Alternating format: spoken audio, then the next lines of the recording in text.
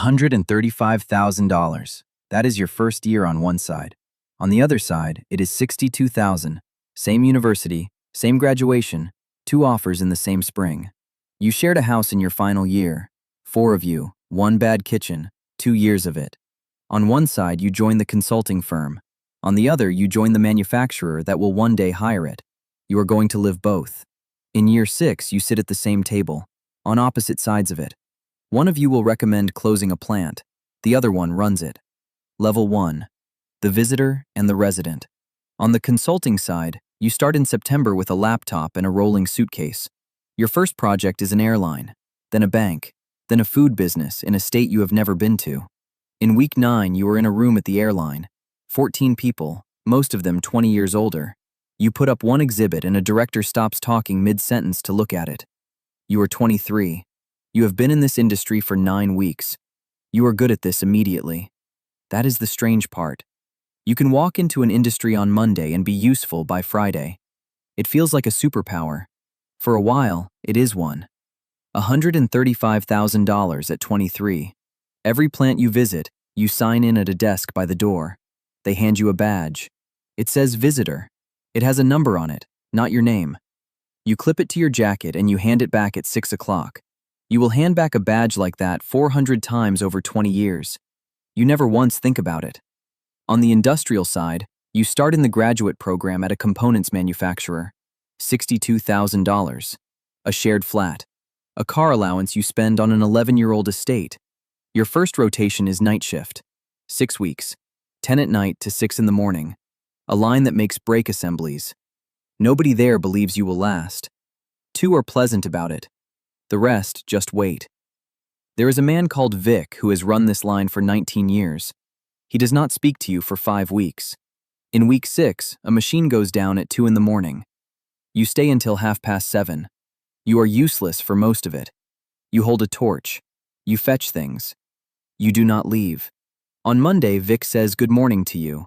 That is the entire arc, and it took 6 weeks. Nothing about that night was skilled.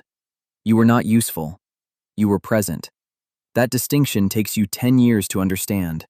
It ends up being your whole career. Your badge has your photograph on it. It opens doors. It is yours.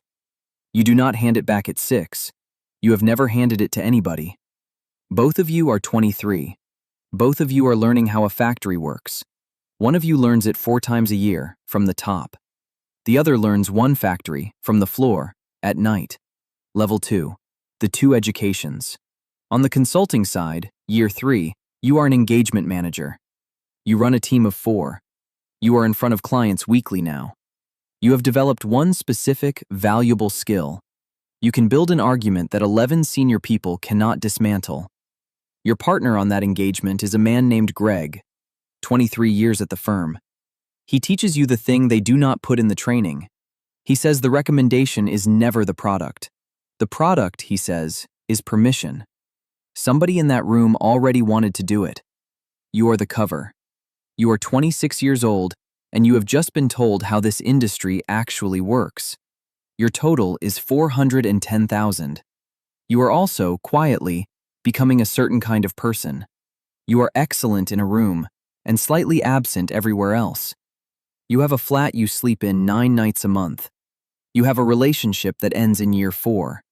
Both of you know why. Your friends from university are the 8 people from your intake, because they are the only ones with the same calendar. None of this feels like a cost yet. It feels like being chosen. On the industrial side, year 3, you are a shift manager, then a production manager at 27. $105,000. You have 61 people. 9 of them are older than your father. You learn the thing nobody can teach in a workshop. Authority in a factory is not granted. It is lent to you daily by people who can take it back. You get it wrong twice in your first year. Badly, both times. The second time, Vic tells you why in the car park. About 9 words. You do not sleep that night. You get better. It takes 4 years, not 4 months. Here is what those 4 years actually contain. A machine that fails every Thursday for 6 weeks before anybody works out why. A supplier who lies to you twice and a third time by omission. A safety incident. A man's hand. 9 stitches, and a report you write yourself at midnight 3 times. None of that is on a slide anywhere. There is no framework for it. There is no exhibit that captures a man's hand. You are becoming the kind of person a board eventually trusts. It takes 22 years for anybody to say so out loud. 410,000 against 105. One of you is learning to be believed. The other is learning to be followed. Only one of those two can be done from a hotel. Level 3. The room. Year 6. Here is where the two lives meet. The manufacturer hires your firm. A network study. 9 plants. Too much capacity. A margin problem 4 years in the making. You lead the work stream. You are excellent at it. The analysis is honest, and the numbers are right. 2 plants have to close.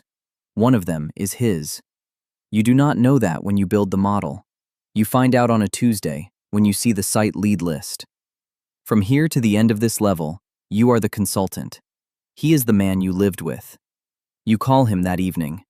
It is the first time you have spoken in 3 years. He is decent about it. That is the part you did not expect and cannot handle. He asks 2 questions. Both are about the model. Both are good. Then he says he assumes you cannot tell him anything. You say that is right. There is a pause. Neither of you fills it. The conversation is not hostile. It is worse than hostile. It is professional. 2 weeks later, you present. He is in the room, 4 seats down. He does not interrupt once. Everything you say is true. The plant is subscale. The equipment is old. The maths is the maths. What is not in your deck is the 4 years he spent pulling that site from worst in the network to third best.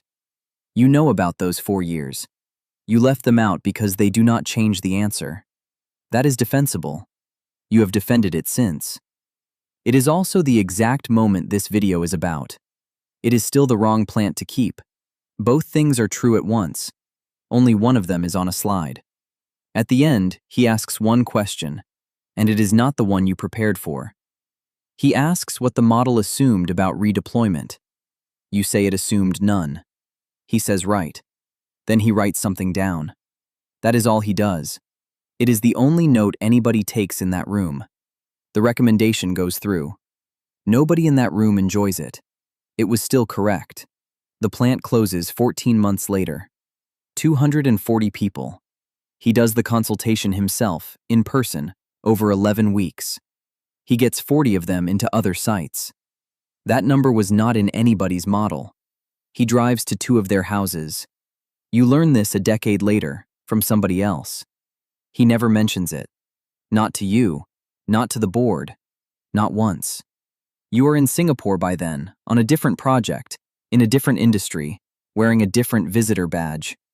Your total that year is 680,000. His is 140.